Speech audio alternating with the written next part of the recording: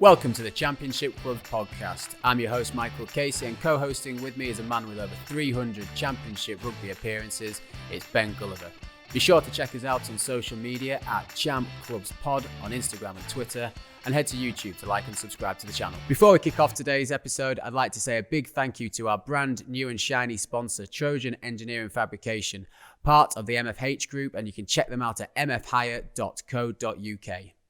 And welcome to the show. This is the Championship Clubs podcast, and I am sad to say that for this week, and this week only, we are without my esteemed co-host Ben Gulliver. He's off sunning himself in the southwest somewhere on a caravan park, and couldn't quite make the call this week in between glasses of rosé. But normal service will be resumed with Gully next week. But glad to say we've got a cast of plenty to make up for Gully's absence, and I'll go around the room introducing people. We're going to start off with Gareth Alred. Gareth is the Chief Operations Officer at Bedford Blues. He's also been an integral part behind the scenes of this podcast. The more keener fan might have remembered him from our Champ Rugby Lions selection that we did last month. But Gareth also has had a pretty heavy role in the production and the deciding of how the streaming was going to work this year for the championship. So Gareth, great to have you on the show. How are you getting on down there at Goldington Road? Yeah, all good. We're in our lovely porter cabin, so apologies for our background, but yeah, very good to be with you, Mike, and stepping in for Gully. I always knew he'd let you down at some point, so glad to be here. So just talk us a little bit. Obviously, the streaming deal, Gareth, has been a revolution, I guess, for the championship. It's been very, very new to all of us, with the exception of the Pirates, who of course dabbled in that market before. You've been quite a key voice in getting the deal over the line, and some of the discussions that were had pre-season that got us to where we are. Talk us through how you think it's worked and how you think it's gone this year. Yeah, I mean, it's been a bit of a crazy journey, hasn't it? I think, none of us thought we would be here, let alone 12 months ago, 24 months ago. And I think we all adapted very well and very quickly to be able to keep engaged with our supporters and be able to deliver the best product available at, it'd be fair to say, championship funding budgets. So, delighted with being able to pull something off this season and bring live matches to our audience. Certainly from Bedford's point of view, it's worked very well. We've been very lucky to have our commentator, Sam Roberts, doing all our games, but there's been a plethora of good commentators around the league, which has definitely helped the value. But it's been really imperative that we managed to bring those games to our audience. We're very lucky with our supporter base, but I think the whole league, we needed to make sure we still had a voice, make sure we had a platform for people to watch Championship Rugby and see our value. And of course, that's been a little bit of the mantra of this show, which of course you've had a big role in behind the scenes. Nothing like throwing a colleague under the bus, but can you tell us much of the plans for next year? I know there's discussions ongoing. Has there been anything confirmed or anything that you can share in terms of next year's broadcast or anything? Yeah, I mean, probably not too much on share. So I'll mention the podcast first. I mean, obviously, it was something we wanted to put together at a very early stage, both streaming, production, planning, podcast, and there was a bit of an opportunity in the marketplace. Unfortunately, RFU didn't really go with that, and we set up ourselves like we did originally with the streaming and a 24/7 and Ticket Co. And we decided to hit the ground running. Thanks to you and Gully for probably, and Kev at Amptill for putting your hands up first and kind of running with it. I think you've done a great job and really promoted it, and got different people talking, got the players excited, got different voices talking about the league and showing its value. We all know the development tool that the championship provides, and I think this podcast has demonstrated that with some of the incredible guests we've managed to pull on. Great to be involved with founding that. But in terms of next season, look, I can't say too much. Funny enough, there's just a meeting this week around it. I think it's important the championship continues to have the opportunity to be viewed, and whether that's a linear proposal, something more, similar to what's happening with the playoffs, or whether that's a live streaming product is still to be decided. Obviously, our first and foremost priority has to be getting supporters back into the grounds. As great as live streaming has been, it's not going to pay the bills. So it needs to be in there as a mix, but we need fans back at Goldington Road or Castle Park or wherever that is. So I think a mix for me, the priority has remained that we need to reach the largest audience possible to showcase the championship. And Part of that would be a highlights program. Very keen that we manage to get that off the ground next season. And we're working both as the CCC, but also with other clubs and other partners to be able to make sure that happens. What that looks like, still to be decided. But I think we'll be in for an exciting year, albeit a transformational year. Unfortunately, we're in for a very strange 12 months to follow even, and probably 12 months that will decide the direction of the championship. Well, a lot said there, and I guess that all listening to this podcast will be watching on with sort of on tenderhooks for announcements that will come out from the clubs and from Central. You referenced it there, that the product that we have put out on the live stream this season, both on and off the pitch, I believe has been on a first order, and two gents that have been at the coalface of that delivery are joining us on the show today. I'm going to come up first to Jack Zorab, Rugby Journal Deputy Editor and Championship commentator for Saracens this season. Jack, we're delighted to have you on the show today. How have you found your experiences of streaming the Championship this season, and what have you made of the former European champs playing in the second flight? Yeah, hello everybody. Firstly, Casey, thank you so much for having me on. It's right at the start of the season. I thought I wanted to be on. I thought, do I dare even put myself forward? And I bottled it, I have to say. So I'm honestly thrilled to join you, and fantastic work that you've done as well this year. It's been great to have that regular touch point to check in. And difficult for us, of course, replacing Ben Gulliver. You've taken 3 people to replace one man, but we'll do our best. Yeah, it's been the best rugby season in the commentary box I've ever had to do the Championship this year. Principally, that's because Ben has been able to cover one team consistently, and that's really nice to build that relationship.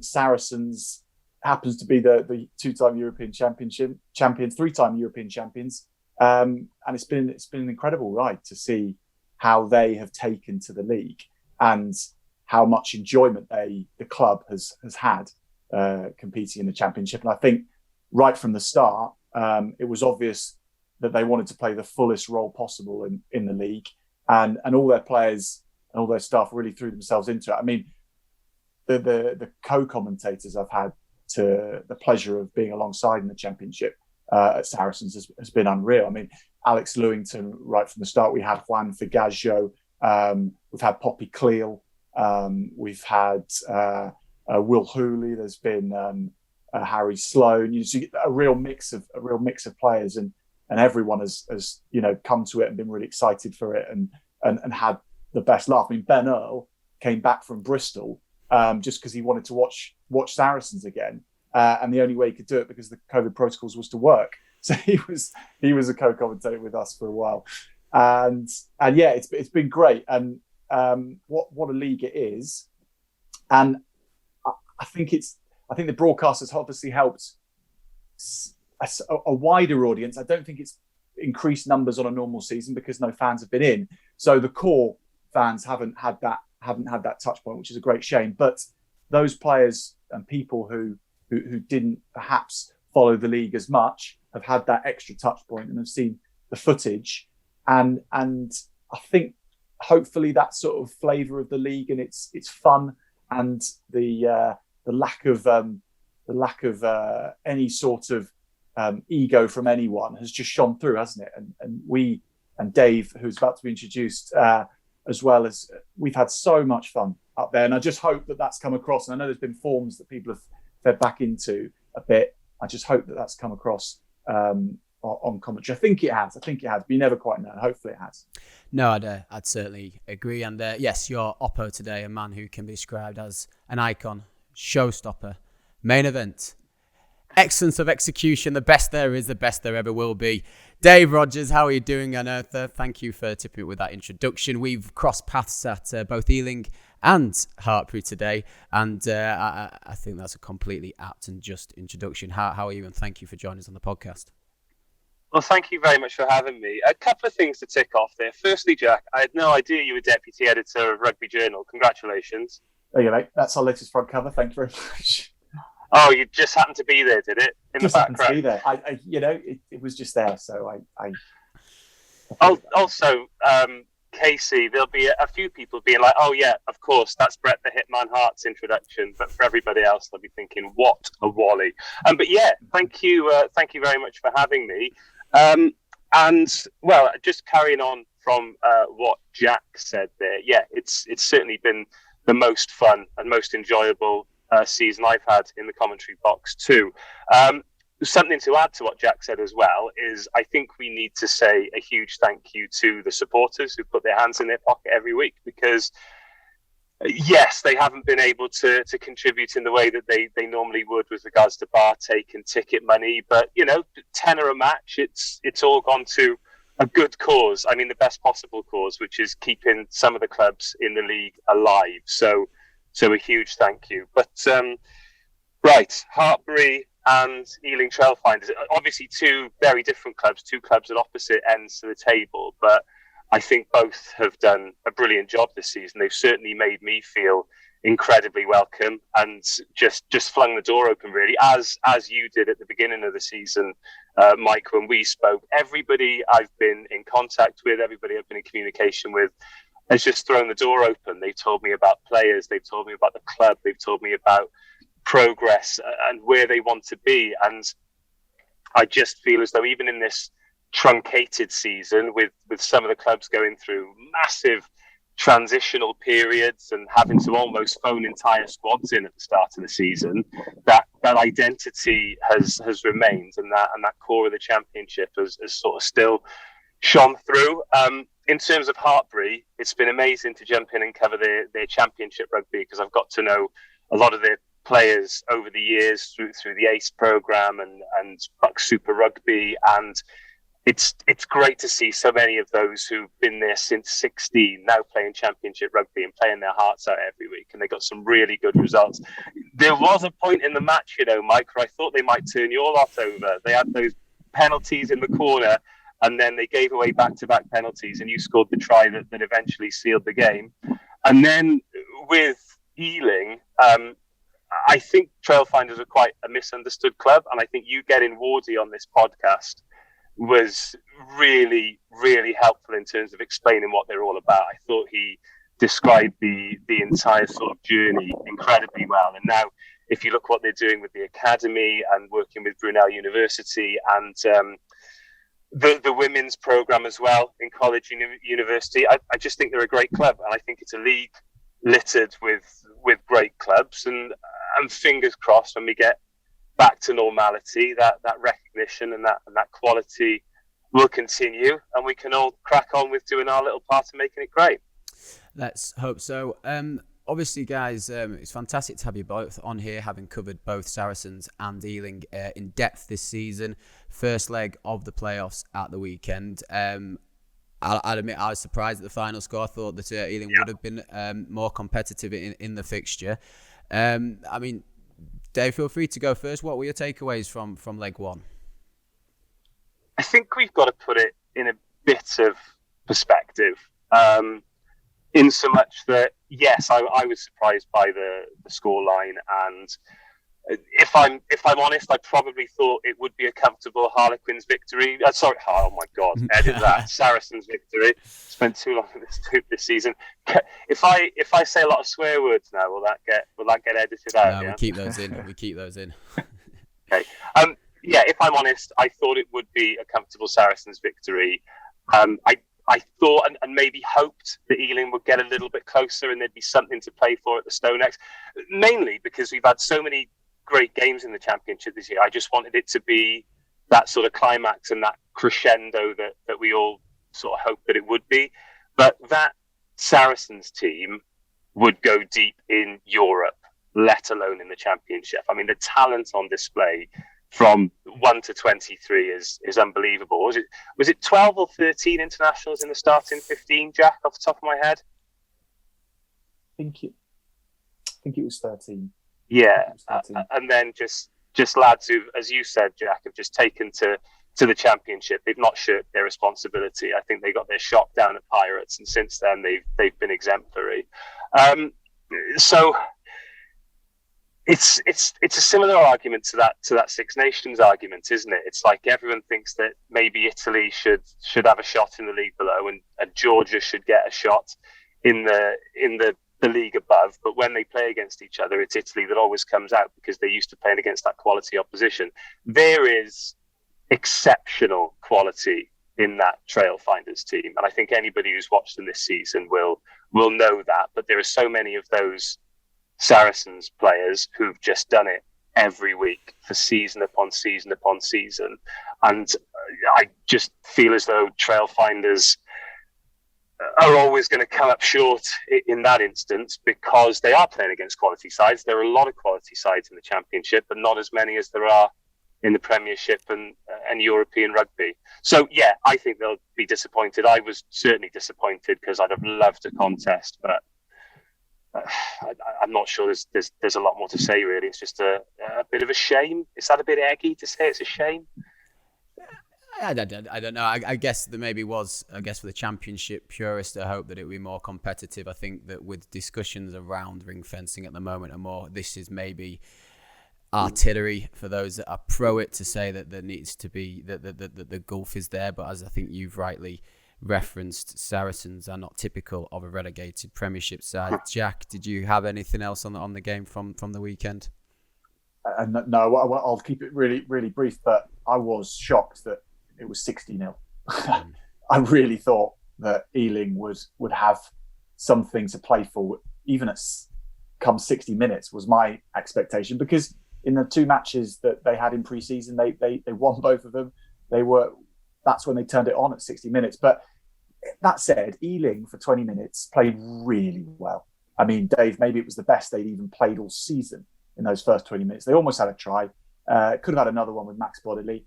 And they were brutal in defence. And because Saracens just played on another planet. It was a planet that had its own moons and comets going around. They were that good. I'm just blown away by how good Saracens were. I feel and looking at looking at Ealing's results throughout the season, it's usually a lot of the games, Doncaster being one, Coventry being another, Bedford off the top of my head as well. They were quite competitive for 50, 60 minutes, but that was when Ealing's quality really shone through. Max Clementson from Heartbury described it as an avalanche, and it just keeps coming and keeps coming and keeps coming. But they were never really going to have the opportunity to do that against Saracens, were they? You said it there, Jack. They were exemplary for 20 minutes, but eventually you run out of steam. Saracens almost out-Ealing'd Ealing in that sense, in terms of the way that they played. Yeah, I think it'd be really interesting. Sorry, Mike, was just it's not the point of this conversation, but we all know how exciting a Worcester or Newcastle fixture maybe against Ealing would have been, and where that would have gone. It does highlight where Saracens are, and as you said, that's a team that potentially wins Europe, or has won Europe. So it shouldn't be too surprising. It does also highlight huge funding gaps and structures, and with that's a different conversation. But we all know that they're still funded by PRL, and the funding of that versus the nigh on 150,000 for the Championship this year is probably where one of the heavy hits and differences is, in my opinion. Well, I think what I'm noticing that we've got the basis of a very strong podcast here already, but we have got a subject of today's episode, if you like, and that is to put together a team of the season, a 15 of the season. I think that between us, we've got a wealth of minutes watched and observed and commentated on, and I have also got Ben Gulliver's side here on my phone. So I think we're going to go from 15 to 9, 1 to 8. I want a name from everyone. Hopefully there will be a majority, and we will pick this 15 with justification. And if there are any split decisions, we will thrash it out until I eventually pick which one I decide to go in that position as the final vote. So, pens at the ready and notebooks at the ready. So we'll start off with 15. And Gareth, I'm going to throw it to you. Just qualify first. Us for picking a team seems a bit unfair, and might take a lot of me and Mike particularly took a lot of abuse from our director of rugby's head coaches and players. So really look forward to that, considering don't have anything to do with picking the team here. Oh well, thankfully mine's 1 to 15 Doncaster Knights, so I'm going to be in the good books. Well, it's a nice place to start then for me, because I'm not going to play this card very often, I promise. But yeah, I mean, put simply, our 15's the best in the league. Rich Lane is pretty special. He's got back to his best form and started ripping teams apart, which has been fun to watch. The Bedford style of play is pretty nice to enjoy when it's on a nice sunny day. In fact, today would be just our conditions to watch those boys throw it around. He's been a safe pair of hands, great kicking game, and yeah, I think has really stepped up as a senior player in our squad as well. Honourable mentions to people like Scott Van Breda coming back to Jersey, but my pick is Rich Lane. Open the floor, gents. You two go, and I'll finish off with my pick. I had Rich Lane written down. I just put three options at fullback. There's been some good performances there, haven't there? David Johnson for Ealing's been really good, but he hasn't had the X factor that Rich Lane has had. I think that's fair to say. Elliot Obotoyimbo has been one of Saracens' best players this season. He's been absolutely incredible, and I can't wait to see what lies in wait for his career. But Lena has he's been so good to watch, and it was a bit of a shame, Gareth, wasn't it, that against Saracens he only sparked in maybe a couple of the moments, but still he did spark, and against everyone else he's been brilliant. Yeah, Rich Lane, it was good, very good shout. Your answer, Gareth, sounded a bit like defend the indefensible on Fighting Talk. Lane's been great, but with my 15, I've just gone with people I've loved watching this year, and Louis Brown at Cov. I think he's been awesome. I love the fact that he just runs pretty much everything and just gets the attack going. And when he needs to kick it, he's got a cannon and loves a spiral. And I think that is a massively underestimated skill, a lost art. So I'm happy to go with Lane, but honourable mention for Louis Brown. I think he's been superb. This is great, Dave, because we've got different philosophies at play here now. You're going for how a player makes you feel. And always. I really like that. I like that approach. Yeah, I do, because I think that might open it up to some of the maybe the less headline grabbing players, and some of those that that you need that more qualitative appreciation of than scored how many tries. But no, I deliberately went with Gareth with this one first because I'm expecting a few Bedford selections coming from him, but I don't have any arguments at all with Rich Lane. Johnston was also Ben Gulliver's choice, so I think perhaps the Ealing fullback will take second place there, David Johnson. But first selection of the Championship Club podcast, we will go with Rich Lane. Moving on to 14, and Jack, I'll let you start us off on this one with our right wing selection. This is exactly in the area of how this player makes me feel, and you'll like this one, Mike. Carl Evans has been wicked every single time I've seen him play. I love his physicality. I love his tattoos.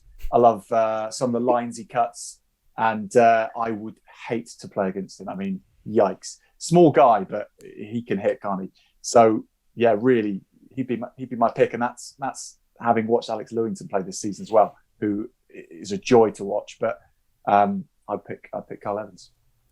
Great stuff, Dave. We'll bounce to you next. I do like Kyle from Pyle, but I've gone with a few left field choices, I think, and I don't know how much love you guys have given Ant Hill, but and he's not played all the games this season, but I just love watching Spencer Sutherland. I think he's absolutely electric. He's got tiny little matchstick legs. I've got no idea how he lasts 80 minutes of rugby. I mean, Kernahan has started every match bar the playoff for Ealing Trailfinders. He's a sort of massive cog in that backline wheel. But, Ealing and Saracens players in the team of the year, it's a little bit boring, isn't it? So Spencer Sutherland gets a vote for me. Gareth. Yeah, I think Sutherland's played more on the left, actually, interestingly. I think they've got a player, Brown, who actually, game I played watched against Doncaster when I was down there. Actually, he's got some X factor as well. And at Ampthill, it's quite difficult to get the ball wide. So if they're standing out, they're doing a good job. So fair play to them. But my mention, I mean, look, we could pick a Saracens team for team of the season. I mean, you could probably pick it in the Prem. They're that good. I think Alex Lewington has been unreal. He's also a Championship product, so a big fan of that with his time at Nottingham. Alex O'Meara is featured a couple of times in our Team of the Week. And again, if you went for Jack's and Dave's How They Make You Feel, he can sidestep in a phone box, so always a good player to have. But I'm going to go Lewington, actually. Lewington would be my pick. So we're going to have I'm pleased with that. Yeah, we're going to have the first position, and we're 2 positions in where we're going to have to take the debate a little bit further. The 2 that I've written down, and in this order, and okay, and I'm not going to do this. I'm not genuinely going to pick Doncaster players all throughout, but Kyle, for me, has been a revelation for us this season. Obviously signed from Merthyr in the Welsh Prem last year, and kind of, very sort of unremarkable campaign this year. He's come in, he's got something like 6 in his first 4 games. Obviously, that includes the pre-season, the Trailfinders Challenge Cup campaign. He won the Supporters Player of the Year at the club here. And when we played Saracens, he looked by far and away our most attacking threat, like breaking through tackles against, as we've talked about, one of the best defences in Europe, not just in the Championship this time. And delighted that we've re-signed him for next season. So I've picked Kyle with Alex Lewington as my backup choice. Ben has picked Lewington. So it's going to be a choice between Kyle Evans and Alex Lewington. So I think you've just given his bio there, Mike, haven't you? You've just given Carl's complete bio, which I can tell which way you're swinging. But, so I'm going to leave this one then, because obviously Jack, me, Gully, and I have all got a pick there. You 2 pick there. I like Kyle. I like Kyle. Oh, well, that doesn't help, does it? Or you're going the wrong way as well. I'm all for a Welshman, obviously. And that settles it then. On to 13. Go on, he looks hard as nails, so put him in. Yeah, top bloke as well. Okay, so we'll go outside centre this time, and Dave, if you can kick us off. There are a lot of good outside centres, but I'm only going to talk about one, and that's Max Badilli. He missed the beginning of the season with a calf injury that he might have got against Doncaster, actually, in the Trailfinders Cup. But, came in against Heartbury, got man of the match, and in a very stacked, talented team, has probably been the first name on the team sheet. He was so close. It was one more tackle against Saracens, wasn't it, the other day on that 60, 70-metre break. He's just very, very good, and I've loved watching him this season. So there are others I've really enjoyed up and down the league, but Badilli for me. I'm going to echo what Dave says. Max Badilli, superb. Every time I've watched him play, he's been a regular feature in our Championship Team of the Week. He when we played Trailfinders in what was the final Trailfinders game of the season, scored a fantastic try and set up another. Obviously signed from Exeter this time and has looked an absolute class operator. So that's 2 votes for Max Badilli. Gareth or Jack, jump in. Yeah, I'll throw in. I think, there has been a lot of standouts at 13. Williams at Nottingham has looked very good at times. Elliot Daly isn't a bad player to mention. I know.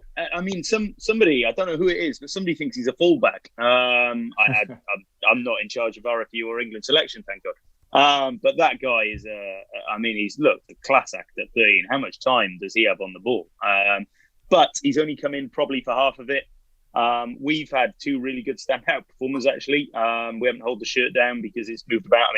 We had a teenager through the Bedford from our junior section, Tom Litchfield, who did make it in our Team of the Week. Has been unreal. We'll go on to big things with Saints, we think. And Elijah Nico, which has serious X factor. Played against Nottingham and he knocked it. I think he started running backwards to knock other players down just so he could get contact. But Max Badilli, he's just unreal, isn't he? He would be my pick. Interestingly, I've the only gap in my squad is at 13 because I just thought I'd lean on others. I just feel like I hadn't seen enough of the 13s in the league to know who was the standout. Badilli I've seen play and he's looked good. He's looked really good. So it was blank. That's fair enough. Well,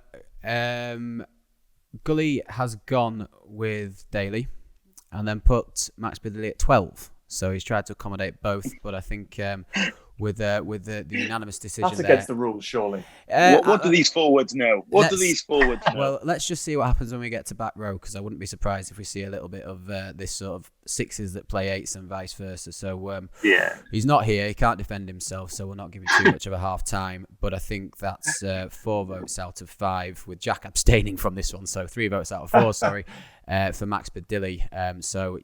He goes into the team of the season. And Gareth, you'll kick us off with inside centres. So this is really tough for me. I mean, if he played more rugby, Tompkins, I mean, it just world beater. The first game that who did he play against, Jack, when he arrived back first game? Ampthill, maybe? The first game I saw him was Ampthill, yeah. Yeah. He may have played away before that. Yeah, it's Donny. Mega. Was it Donny? Yeah. He played against us. Him versus Connor Evans. Connor Edwards was a really interesting battle, but hot. Played very, very well. Certainly against Ampthill and Donny, just class. But I don't think he's had enough game time in the champ to warrant it. So 3 that I want to throw out, and I'm struggling actually in picking one of these. Williams at Heartbury has consistently been talked about in our team of the week. Maybe Dave will talk about him. Barnes at Jersey. Again, he's been in conversation every time, and a Donny man. But we've put one Evans in. I'm not sure it's another Welshman. Edwards has just been unbelievable. He looks a real little pocket rocket, maybe a little bit the Jack Roberts about him, who is still in the league. But it seems to be physical and run great line. I think he's been helped by Oliver, but looks many choices there. So I'm probably going to throw all the mixes in and not make a selection. Over to you, boys. I'm really glad you said Jimmy Williams, actually. I think he's had a brilliant season. Tell you who was on my shortlist, and I'm surprised you didn't mention him, was Oscar Hurskey-Douglas. I just really think he's a classy operator. He's quality, not had enough game time, injured most of the season. So just came back for Doncaster, actually, away, and he had a great game. But not enough game time. The obvious one is Gordon at Ealing Trailfinders, because he just gets proper go forward ball, and I think in terms of Max Bedilly's being a beneficiary of great work that Gordon's done, but then again he hasn't played a lot of rugby, and in the tradition of massive gain line 12s that seem to be quite fashionable, Jimmy Williams just bucks the trend. He's slotted in a 10 a couple of times, then moved back out. The 10, 12, 13 axis that Heartbury have got, with Robbie Smith on the outside, he was nearly a mention for my 13 of the year. I think Robbie Smith's been brilliant, and then Josh Bragman at 10. But it very much feels like Jimmy Williams holds it all together. So I am very, very happy to thrust him forward into the 12 jersey for my nomination. Question to Gareth: Has Ruben Bird-Tulloch played enough to warrant selection here? Because what I have seen of him, he's some player. Yeah, he absolutely is, and he spent the first half of the season with us. Signed for Ealing, and we said no, thank you. No, that's not what happened. No, he's a really good kid, really good guy. Certainly got magic about him again. He's been good. I just feel probably, only half a season didn't necessarily fully warrant it. And actually, Oscar came back and we looked unbelievable again in a different kind of game. So, Ruben would be more the Jimmy Williams. Oscar's a bit more direct. Different option. Depends what we go with here, doesn't it? As Dave said, that's a really interesting thought about, playmaker versus heavy crash ball man. So he wouldn't be. He'd be up there as a player, but I would edge with Dave's Jimmy Williams actually if I'm between the two. I like that as well. Williams was one of the ones that I'd shortlisted down. Connor Edwards has been fantastic for us since arriving on loan from Newport, signed for next season for Doncaster Knights. Mentioned Nick Tompkins as well, but and obviously Gully's vote went with Max Bedilly, who we've put at 13. So I think that putting Jimmy Williams at 12, that's unanimous. So I'm happy with that. And we'll go to the other side on the wing. Can I just clarify, Mike? Mike, can I just clarify for our Welsh listeners, Dragons rather than Newport, because otherwise it could be a riot. Cause all kinds of problems. Newport Gwent Dragons. Oh, it's terrible, Anna. Yeah, I'm sure all You three. trying to I'm come sure like all three of them would have been very upset. Oh, come on. Come on. I'll kick us off with left wing then, and I'm going to go a little bit boring with it, but I do also appreciate that we've got over a third of the way through this team now. We've not mentioned a Saracens player, and I'm going to go Sean Maitland. And look, he, against us at Castle Park, superb. Obviously, he's as the season has gone on, he's just got better and better, showing his class. I know it's a little bit of a there'll be some champ battlers that we'd like to maybe put in over them just because of that's the position that we're in. But no, for me on the left hand side, I'm going with Maitland.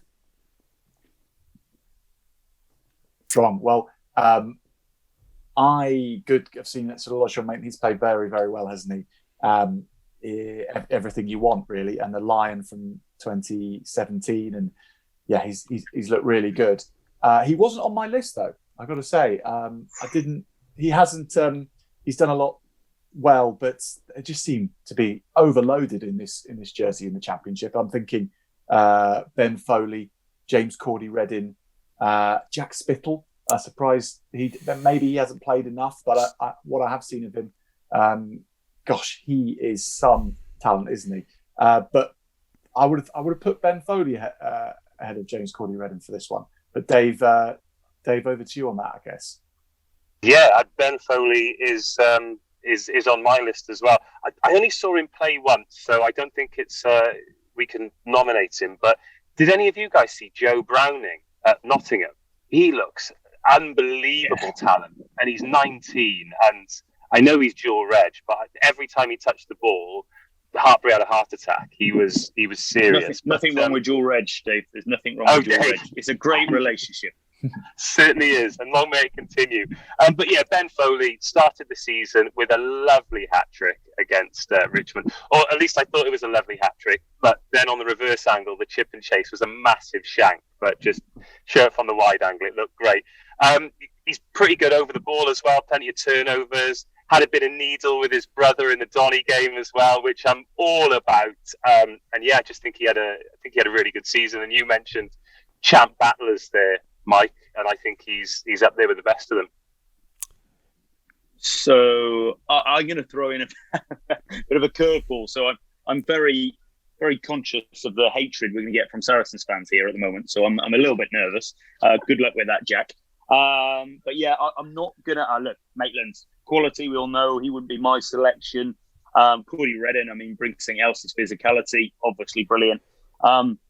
But and I'm unsure about two Heartbury wide players or backs in there. So my choice, and you can never have too many Williams in a team, can you, Dave? You never have too many Williams.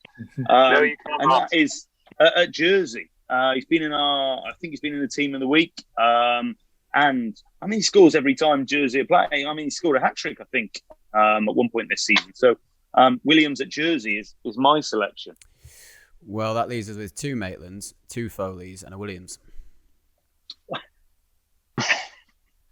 Williams it is then.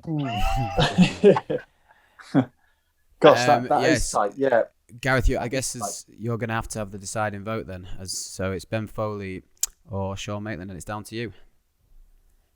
Oh, I'm gutted. I should have got that Williams choice in earlier. So I am gonna go with the fans, and I think between the two, you've got to go Maitland. No choice about that. Maitland, proven try scorer, great finisher, and in defence, probably one of the best there is. So yeah, Maitland is my man then. There we go. Then on to fly half. I'll dive in first because I'm going to pick a Doncaster Knights player, Semolver. I think he's been fantastic for us. I don't think he quite finished as the least top point scorer, but in terms of a sort of rejuvenated back line, I think Doncaster sides of past have always sort of been quite sturdy up front, but I think we've kind of done really well with the business that we've done out wide this year. We've talked about the likes of Connor Edwards playing well. We've talked about how well the wingers have been involved with both Jack Spittle and Kyle Evans this year, and Sam's really pulled the strings with that. Within the group, he's become a real senior player. We had a lot of sort of our mainstay campaigners leave last season. We're going to have more leave this time, and Sam's sort of stepped up and become sort of one of the bosses of the team. And so he's my choice with Craig Willis in second. Funnily enough, I mean, I've got exactly the same things written down there. Sorry, Gareth. No, absolutely. I mean, I don't want to try and finish the discussion too early, but I have to admit, I think Oliver's been unbelievable. There is, again, this chap called Farrell, who's not a bad player. And obviously, Farrell was very aware of how good Oliver was with the slightly late, slightly high shot. So maybe he knew Oliver was going to be up against it. Maybe he knew. But my man would be Oliver. Dave? Yeah, I unanimously Oliver. I certainly don't think he's the only 10 who's had a good season. I think Josh Bragman has had his moments where he's just looked like the most remarkable talent. Some of the things that he can do. I think Cope has had quite a big part to play in sort of Jersey's renaissance, and obviously Craig has had a great season at Ealing Trailfinders, and they've scored an awful lot of tries. But yeah, Sam Oliver's just a quality championship fly half, isn't he? And he's so tough for one of the smallest guys on the pitch. The tackles he can put in are unbelievable. If for the season, if they had signed him earlier, without trying to make this a Dragons 15, Arwell Robson going down to Cornish Pirates. I mean, he changed their game. Looked unbelievable. So, they were up front. You know, Paves had done a great job with them early on in the season, as Saracens found out. But late on, Robson seemed to get their backline ticking. So if he'd been there longer, I think he could have challenged it. Yeah, certainly spoilt for choice with the fly halves in the league, but Sam Oliver gets the selection at 10, and we move to 9. And go on, starters off. Could I kick this off, Mike? Just because I have a very long list for you all to kind of pour through. Dolly at Nottingham, it's just been revelation. Kicked a last-minute goal to beat us. Pretty painful, that one, but it's been great all year. Luke Jones at Richmond. Richmond deserve a mention there. I mean, another Welshie, but I think he pretty much runs that back line and probably that forward pack as well. Real leader. Max Green at Jersey. I think coming from Bath, was he dual reg? Just seems to have been, sniping at everything. I mean, great replacement for some of the talent that they've lost. Kieran Hardy, they obviously lost to Scarlets. Joe Snow coming on a dual reg from Exeter to Coventry. Not an easy commute, that one. So I think he's done very well up there. And then Ealing. Craig Hampson is just first class. But the embarrassing thing is to have Jordan Burns coming on for the last 5 minutes. I mean, he just scores every week. I mean, talking about the playoffs, I just could not see why they did not gamble with Jordan Burns after 60 minutes just to do something. Because I think he'd been the quickest player on the Saracens team. I think he is the quickest player in the champ. So, agreed. Any scrum halves in the league you've not mentioned? Yeah, Connor Tupai. If you want somebody to beat up your opposition 9, go with Connor. Go on then, lads. Great tattoos. We'll pass over to you two. What have you got at scrum half for us? Well, one you didn't mention, Gareth, was Aled Davies, Saracens. And had Maitland not been put in the side now, I'd say this would be a great position for a Saracen to be in the side, because he's quietly been perhaps the most influential player in the backline for Saracens. He's just got better and better every game. Started looking a little bit one-dimensional, but he was following a game plan. He clearly takes instructions incredibly well from Mark McCall. He plays exactly the game McCall wants and plays it well, and then only ever opens up when the risk percentages are massively weighed in his favour. But when he does open up, goodness me, he makes the right decision. He holds players well. He keeps the tempo high. He's been brilliant. Craig Hampson was my other choice there. But I love to see the other names mentioned there. And maybe it's tough. Is it, if there's a Nottingham player who could be in, is it at 9 as well? So there's a lot of opportunities here for other players, other teams to be represented as well. So maybe it's not quite the right time for Aled Davies, but he's had a super season. This is difficult. I mean, with regards to Dolly, you've got to love a goal-kicking 9. We're talking Well about said. players who Well make you said. feel a certain way. A goal kicking 9. Joe Snow has been absolutely outstanding, and as have the 2 scrum halves for Ealing Trail fans. I mean, Burns, is he 7 tries this season? All of them have come off the bench. Every single one of them have come off the bench. He is so quick. But maybe this is where we do slot a Saracen in, because Alred Davies, arguably the least fashionable of the Saracens backline, and you've seen more of them than anybody this season, Jack, and that's quite high praise indeed. Yeah, so we've still got a wide cast to pick from here. It's actually got wider since Gareth named the only good news 10 is of the that scrum halves in the league. Gully and I have gone with the same choice, and he has been mentioned several times, and it is. He's gone with Dolly. We've gone with a Dolly. I was well impressed with Dolly at Castle Park, final game of the season. I think he's obviously played quite a key role in those resurgent wins that they got prior to a very, very narrow defeat on the final day at Castle Park. I'd be interested to see how he progresses next season. So are we happy with that? Alex Dolly at scrum half. Oh, good stuff. So is it Alex or Nick? I always forget which one. Is he the scrum half? Are they Alex brothers? at 9, Nick's the hooker, isn't he? Who's obviously could be a mention later on. Obviously switching from Coventry to Leicester, having had a barnstorming start at Butts Park. Loose heads. I'm not going to ask you to kick us off, Gareth, because I don't want 25 mentions. So I'm going to go to Jack. This is one of my longer lists as well. Bomber Hislop has got to get mentioned first and foremost. Will Davis at Ealing, been really impressed with. And Marlon Walker, who I've not seen enough of. I'll be honest, I just saw him against Saracens. And so surely someone from the Pirates is going to be in the front row for that match alone, where they just marmalised Saracens' a scrum. But Marlon Walker also in that match put a shot in on Richard Barrington, which would have been a red card if it was the Premiership. He wouldn't even have been reviewed. It would have been a straight red, but not that it was dangerous. It was just high. But he put Richard Barrington down, and it was waved play on, and that was, what a big moment in the match as well in open play. And I was impressed with him that day. But I think of those lot, Bomber Hislop or Will Davis for me. There's one name on my list, Bomber. Yeah, I'll obviously Bomber Hislop has been. What is his first name? Robin. I did know that, but why Bomber? I believe it's a nickname that his father had, and it got passed to him. So it's been with him longer than I've known him. But I believe that's the root of it. But look, Bomber's been superb at Castle Park for Doncaster Knights for ages, and I think every single year there was always speculation that he might have got a deal to the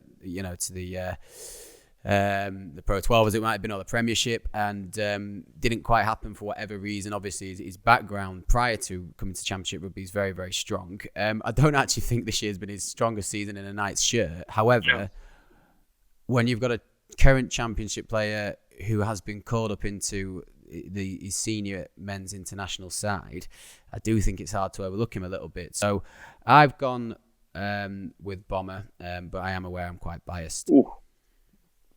So it seems like all my important picks, I'm getting the last shot rather than the first. So I think I absolutely agree. It's very hard to go against somebody who's just been called up for Scotland and been announced to sign in for Wasps from the Championship. However, he did miss quite a bit of the season. He did miss quite a few games. He also, I would say, was better the season prior. So my vote, and also I can see the thought process of 3 Doncaster Knights already in this side. So I think Vunipola, he transformed, Saracens were going backwards at a rate of knots, and the big guns arrive, and suddenly they're obliterating every scrum. Our boys certainly felt it here. So, I think this is the time to call on a big gun. I think this is Mako Vunipola's shirt. Well, that makes it quite even, but Ben Gulliver has voted for Mako, so I think that we go with Vunipola at 1. Okay. There we go. Dave's not happy. Going back to my going back to my list of players that I've made, like players that you love to watch and make you feel something. How can you not feel anything but just heart-bursting joy about a bloke who's become a dad, signed a Prem contract, and got an international call-up in the same couple of weeks? And he can't even get in the team of the year, Gareth. You're heartless. Well, you're right. I am heartless. So, Pernopola. I mean, what does he need to do? He's unbelievable. Isn't he? I think he could play in the centres at most champ clubs. I don't think he's ever played for Scotland, though, has he? No, well, he's played for that small nation, England. Though he's done all right. Done okay. I think we need cold-hearted, logical thinking, Dave, against me and you, who are just going with whatever our hearts are telling us. You romantics. Wait till you hear my hookers. Wait till you hear my hookers. It's a sentence he shouldn't repeat.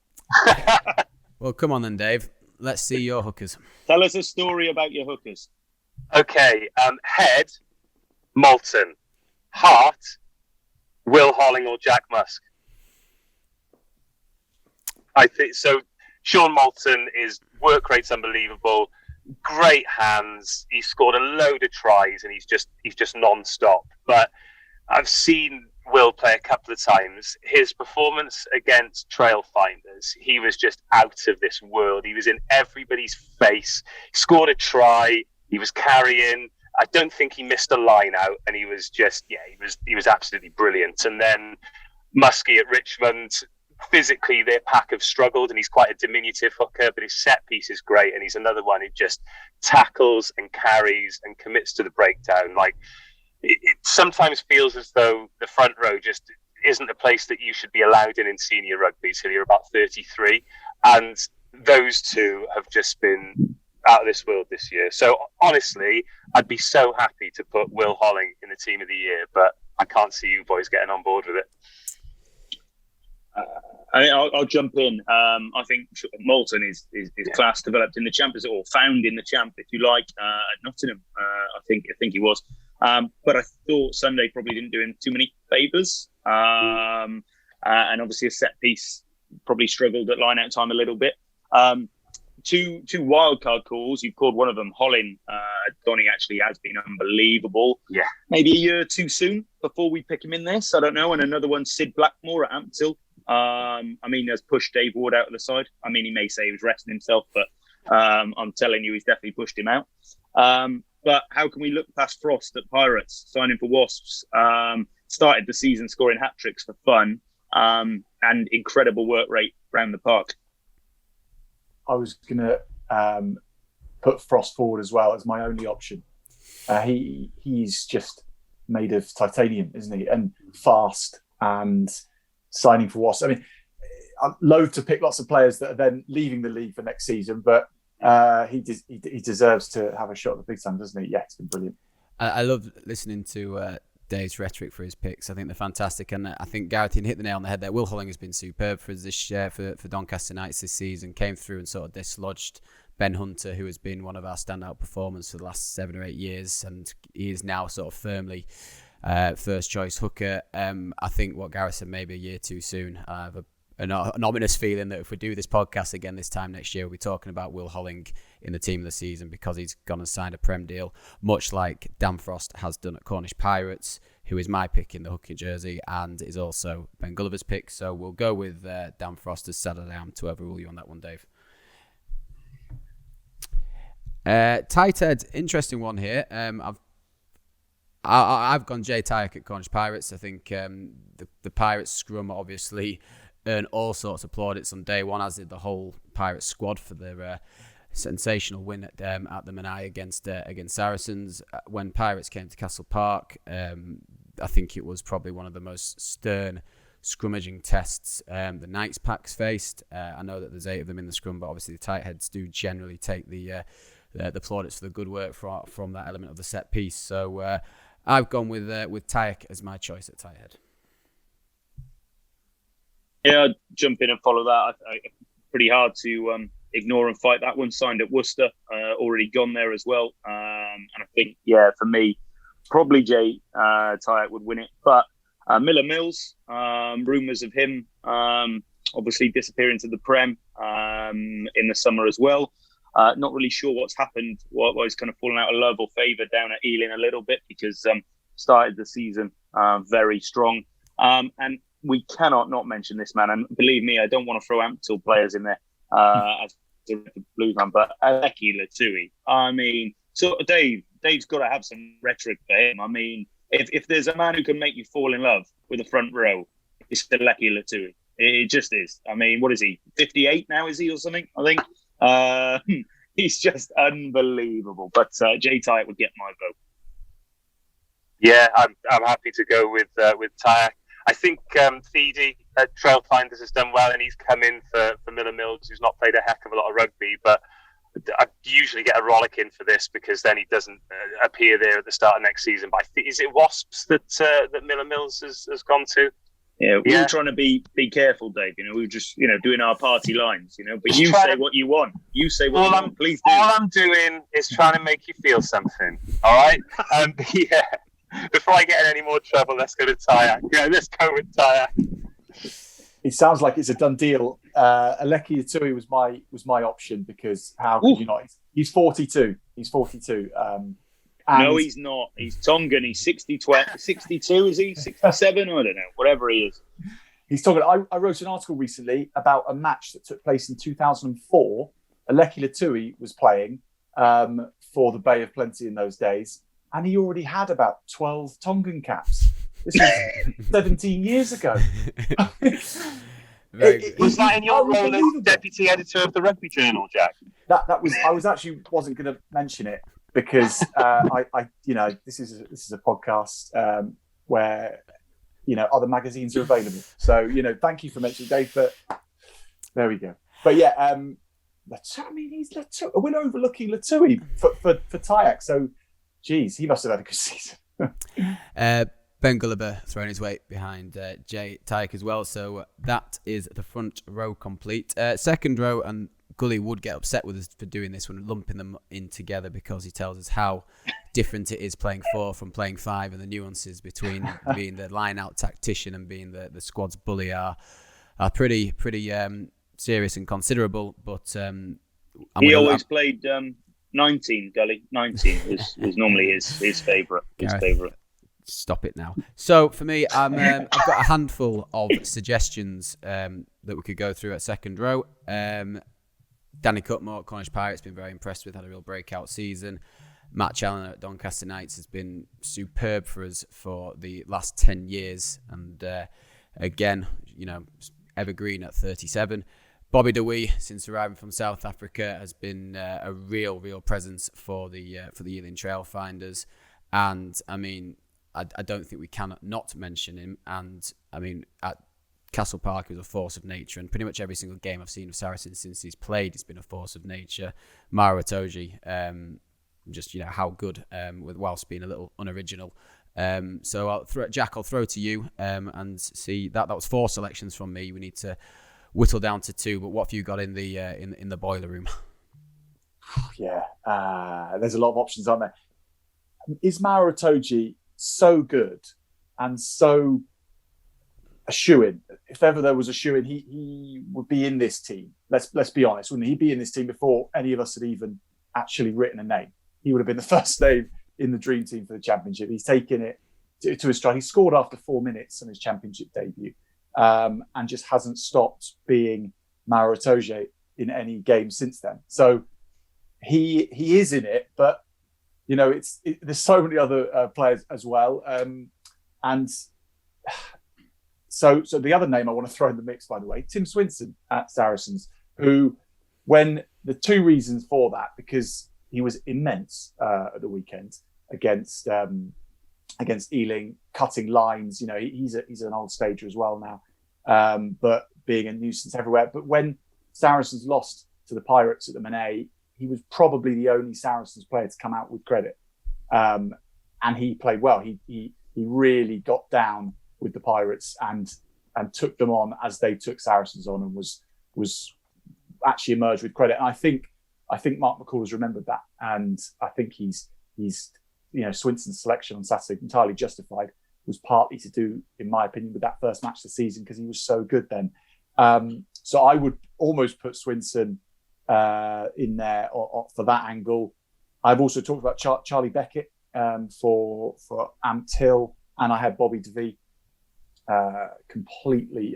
He had a good ding dong, didn't he, with some of the Saracens players at the weekend. He was trying to get into the faces of everyone. Him and Farrell had a few smiles at each other, and in fact, it doesn't matter to him, Farrell, does it? It doesn't matter that Bobby DeVee's 6'5". He likes them as big as they can be to take people on. Does that help? Not really. Kind of. We're getting a picture. Feel to add to it, Gareth or Dave? I think I said on commentary that the worst injury that Bobby DeVee could get in the season would be losing his voice. He just does not stop throughout. Two more names, although these might be more left field selections, but I think they've had such good seasons that they deserve at least recognition in the conversation, is Dale Lemon down at Heartbury in his first season of Championship Rugby. I think he's been exceptional. And Freddie Hoskin, the master tacticianer down there at Richmond, running the line out, Ian Kenshaw's line out there. I think the two of them have had brilliant seasons relatively early in their championship careers comparatively. And, you're talking about gargantuan figures there. You mentioned Chal, Mike, obviously Bobby DeVee and Marrow would be the obvious choices. But I think those two could slot into pretty much any team in the champ and enhance the offering up front. Yeah, I'll chip in with similar to Dave to talk about the more left field. I mean, actually, we had Lewis Bean from Northampton Saints this season until he got injured at Doncaster. I mean, absolute warrior. I mean, he's been on the front line in wars for the army. So it was nothing playing at the Championship coalface to him. Hard as you like, did his job. Will Carrick-Smith, probably in many ways the Championship's most improved player. I know nobody wants that award. Will hate me saying that, but year on year he's got better. 6'10", he's not born for getting around the park, and yet he's got better and better every year. But Championship warrior Matt Challoner, I mean, he is everything the Championship is, and just such a good bloke. But I'm sorry to say, 4 and 5, we have to go with the obvious: Itoje and Dewey. They're just animals, aren't they? I mean, as a very, very poor village level scrum half, I think I would be running back into the sheds if I saw those two on either side. So, for me, we have to go with the obvious. I think at least thank you for making a decision there. I think that it is the obvious, isn't it? It is. Yeah, it is. Mike? That's also the way that... No, sorry. So Gully's gone, Itoje and Cutmore. But given that Bobby DeWee has been mentioned by us all, I think that... And the fact that we're not that Ealing and Saracens heavy as we go into the final three positions of this 15. Well done, Gareth, for making that decision. Some honourable mentions across the place there. We can just pick two slots. So we go into the back row. This is where I wouldn't be surprised if we start seeing a bit of positional shifting. And I'm actually going to start off at 6 with two players that have really impressed me this season, and they are my only two Amped Hill selections.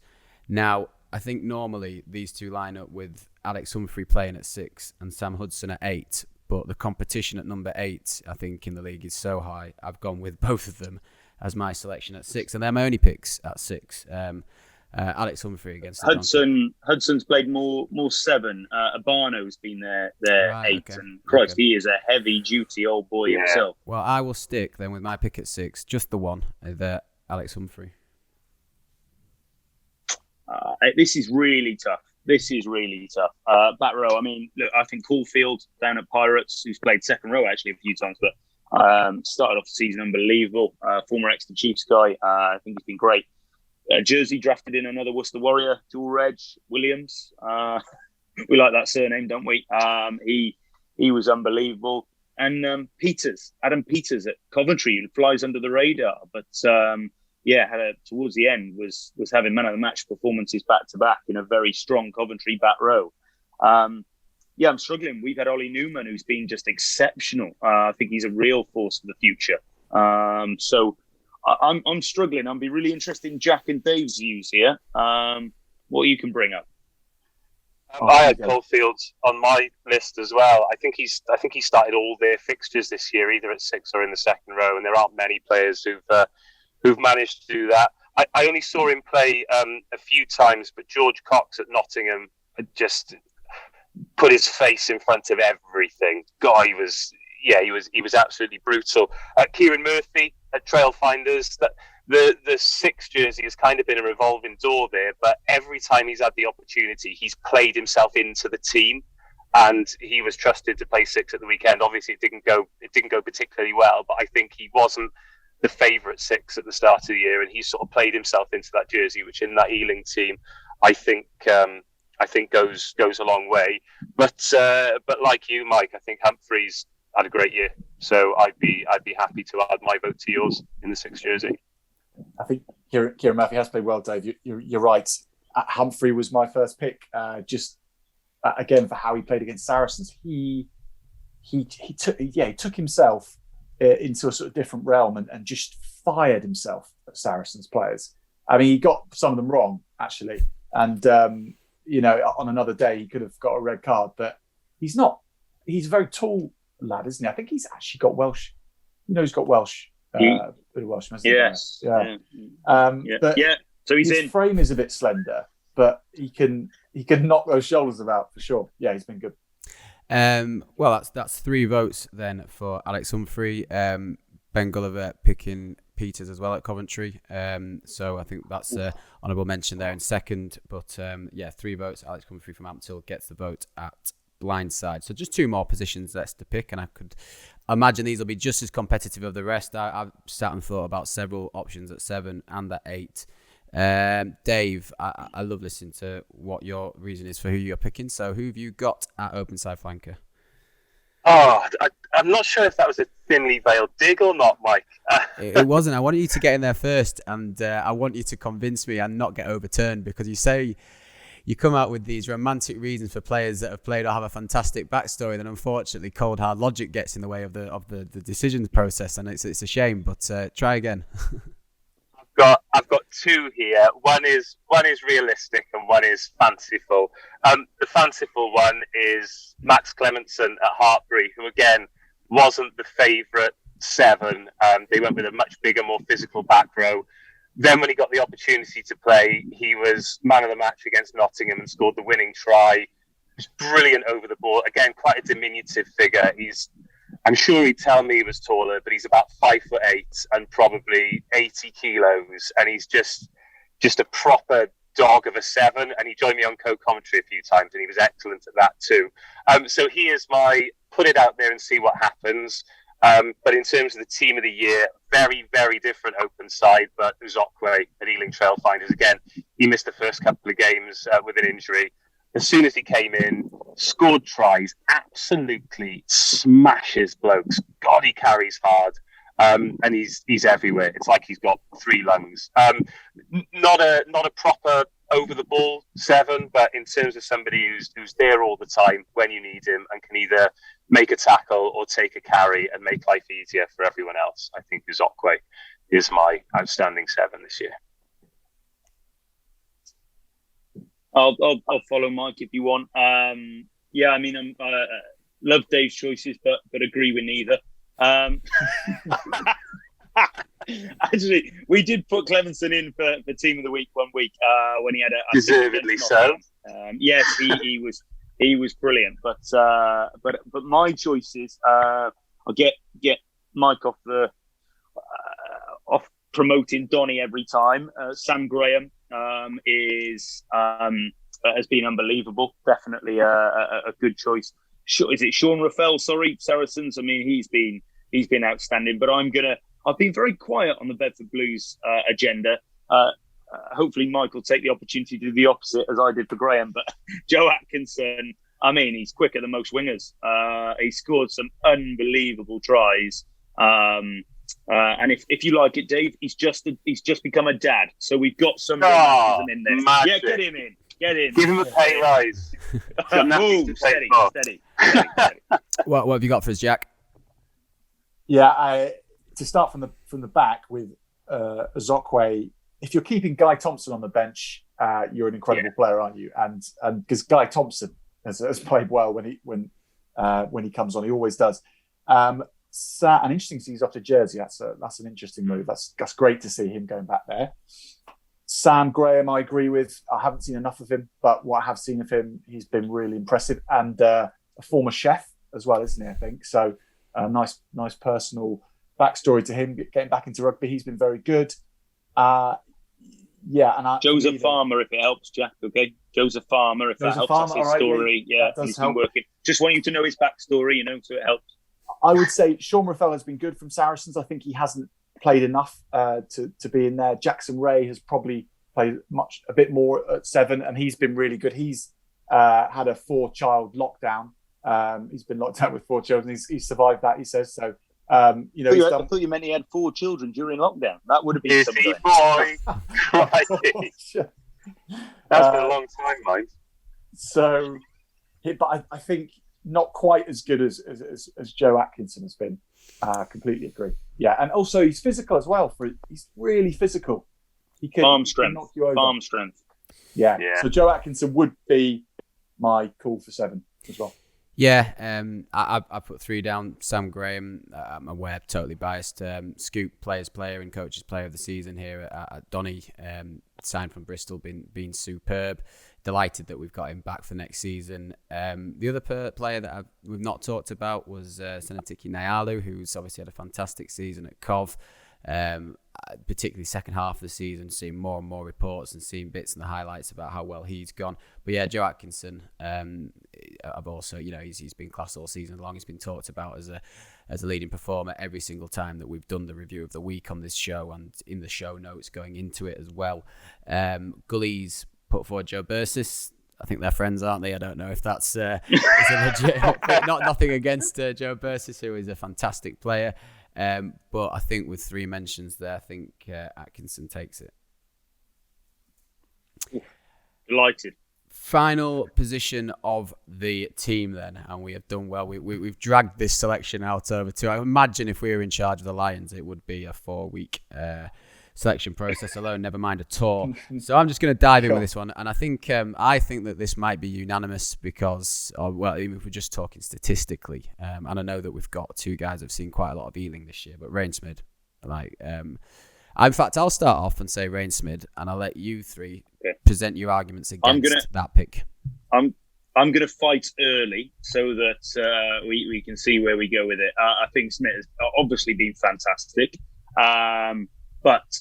And I'm looking down my lineup and I'm missing this club. And for me, he is the talisman of this club and a definite Premiership quality player, has been there before. Ryan Burrows. I will fight for that one. If you go toe-to-toe, Smith and Burrows, I'm backing Burrows. I'm backing him. I think he is unbelievable. I'd bat Buzz in a phone box on a rugby pitch. I'm not like... Anyway, gents, what we got? I also had Rainsmith. I thought your man Guido Volpi was worth an honourable mention, particularly in the Trailfinders game. I thought he was outstanding. But Rainsmith is just a Rolls Royce, isn't he? Yeah. Well, we haven't got a Cov player in the team, and I feel like, should we be swayed by that? Ryan Burrows, it's a bit of impressive case put forward. But I also agree with Dave, and he is a Rolls Royce. He's playing behind a ridiculously dominant pack, and that says a lot. But how quick is that, Jack? Is that not something that should be taken into consideration? Smith on the back of a Rolls Royce pack, as opposed to Burrows on a pack that is, sometimes gone backwards. Burrows as a Championship player, this is the champ we're looking after. Leeds many years. I think he was. Rotherham developed. Binnington Mike, I think. Yeah. This is the team of the year, not the team of the last decade. Yeah. Well, you wouldn't be here otherwise, Dave. Can't be here for long. Anyway, I've got to get to Grace Road. I'm working in half an hour. Mike Burrows it is then. Is that what you said, Dave? Well, Gully's got down Rainsmith as well. So unfortunately, I think I do think it is completely unjust on the season that they've had that Coventry don't have a player, and I do think they've had several players that would be deserving, and I think that they've performed well enough as a team to have several candidates. But if we've gone each individual position on his merit, I think we go range mid here with 4 out of 5 people voting for him, and the rest of the positions are as they are. So do we just have to tell commentary still? Can we name a bench, Mike? Not now, not on the podcast. I'd just like all the Coventry supporters to have note that I had Joe Snow and Louis Brown in my 15. So it's here, in fact. There you go. Yeah. Again, what's that in your mirror there, Dave? In your mirror, a spot. I think I see Ryan Burrows heading your way, just behind you. Be careful. Be careful. In fairness, we haven't selected a Jersey player either, have we? No. All right, Jack, don't start this. We'll be walking back to the team. Ladies and gentlemen, that has been your championship podcast team of the season from 15 to 8. We've got Rich Lane, Kyle Evans, Max Badilli, Jimmy Williams, Sean Maitland, Sam Olver, Alex Dolly, Mako Bunapola, Dan Frost, Jay Tyke, Mara Toji, Bobby DeWee, Alex Humphrey, Joe Atkinson, and Rain Smid. If you do disagree, we are at Champ Clubs Pod on Twitter and Instagram. Gents, thank you very much for your time this season. Jack and Dave, thank you very much for your services to the live streaming. Gareth, cheers for coming. We will see you all again very soon, and hope everyone's going to enjoy the second leg of the playoffs this weekend. Thank you, gents. Thank you so much. That was the Championship Club podcast with Michael Casey and Ben Gulliver. Check us out on social media at Champ Clubs Pod on Instagram and Twitter, and subscribe and like our YouTube channel.